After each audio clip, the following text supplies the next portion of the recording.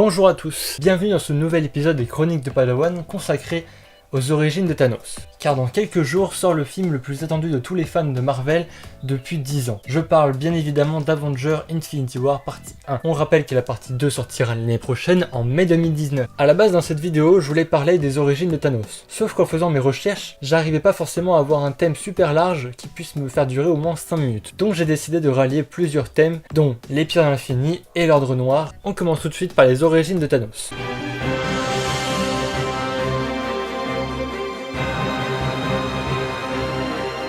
Thanos fut créé en février 1973 par Jim Starlin et apparu pour la première fois dans le comics numéro 55 d'Iron Man. Thanos est donc né sur la planète Titan et fait partie de la race des Éternels. À sa naissance, Thanos eut une malformation qui lui donna cette teinte violette et ce menton assez spécial. Malheureusement, à cause de cette malformation, il fut rejeté par les siens et s'intéressa du coup aux forces occultes et à la génétique. Déjà, on part sur un mauvais délire là. Quelques années après, Thanos va rencontrer et épouser la mort. Quand je parle de la mort, je parle bien entendu de la mort avec la cape, et là je parle pas forcément de la métaphore de la mort, ni de Hela la déesse de la mort, rien à voir. L'amour porté par Thanos à la mort n'est pas du tout réciproque. D'ailleurs, cette dernière n'hésite pas à se moquer de lui. Le seul souci, c'est que Thanos, pour l'impressionner, va s'emparer du cube cosmique et de toutes les autres pierres d'infinité. Il faut savoir que sans son gant, Thanos possède quand même le pouvoir de contrôler l'énergie cosmique, ce qui n'est pas rien quand même, faut pas l'énerver le gars, hein. Franchement...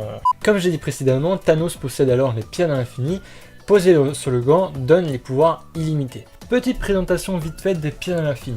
Les pierres de l'infini, il y en a 6 et sont composées de la pierre de l'espace, la pierre de temps, la pierre du pouvoir, la pierre de l'esprit, la pierre de l'âme et la pierre de la réalité. Je ne vais pas vous préciser exactement les pouvoirs de ces pierres car dans les films on le précise très bien, dans les comics bien entendu on le précise aussi, et il y a aussi beaucoup d'autres vidéos qui en parlent, donc je perdrai du temps à en parler. Bien entendu, Thanos n'envahit pas les univers tout seul. Il a à ses côtés un groupe de généraux qui se font appeler l'Ordre Noir. C'est parti pour la présentation des membres de l'Ordre Noir, à commencer par Corvus Glaive. Corvus Glaive est le chef de l'Ordre Noir. Il est aussi le mari de Proxima Midnight, le frère de Black Dwarf et le bras droit de Thanos. Ça fait quand même pas mal de titres. Corvus Glaive possède une force, une vitesse et une endurance supérieures à celle d'un humain et il est aussi en possession d'une arme qui ressemble à une lance. Cette lance est très tranchante car elle peut trancher les atomes. C'est la seule arme qui a réussi à faire saigner et à trancher la peau de Hulk. Cette lance possède d'autres pouvoirs bien plus puissants. Elle permet tout simplement de donner l'immortalité à Corvus Glaive tant que cette lance est intacte. Le but de Corvus Glaive sur l'invasion d'une planète, c'est d'arriver en premier sur cette dernière. Il va alors demander aux dirigeants de la planète de prêter allégeance à Thanos. Ensuite, dans l'Ordre Noir, nous avons la meilleure combattante de Thanos. Il s'agit de Proxima Midnight, qui, comme dit précédemment, est la femme de Corvus Glaive. Elle possède tout d'abord une vitesse et une force, ainsi qu'une endurance incroyable, tout comme Corvus. Elle peut aussi survivre dans l'espace sans se soucier des problèmes de respiration ni de température. Il faut savoir que dans les comics, une seule lame en vibranium a réussi à blesser, et je dis bien blesser, Proxima Midnight. Tout comme Corvus, elle possède une arme. Il s'agit d'une lance forgée dans une étoile et fabriquée par Thanos lui-même. Lorsque son arme est lancée, elle se transforme en trident émettant 3 arcs énergétiques de lumière noire qui se dirigent tout droit vers la cible. Ensuite, la lance peut alors, selon la volonté de Proxima, soit agripper les ennemis et les plaquer au sol avec une gravité extraordinaire, ou alors tout simplement les tuer. Le prochain personnage est le plus costaud de la bande. Il s'agit de Black Dwarf. Black Dwarf, qui veut dire nain noir en français, est le frère de Corvus Glaive. Black Dwarf possède une force incroyable et il a aussi une carapace qui est pratiquement impénétrable. En plus de sa force, c'est un excellent combattant au corps à corps et il possède alors une grande hache forgée avec un alliage inconnu. Lorsque Thanos envahit la Terre, Black Dwarf est chargé d'envahir le Wakanda.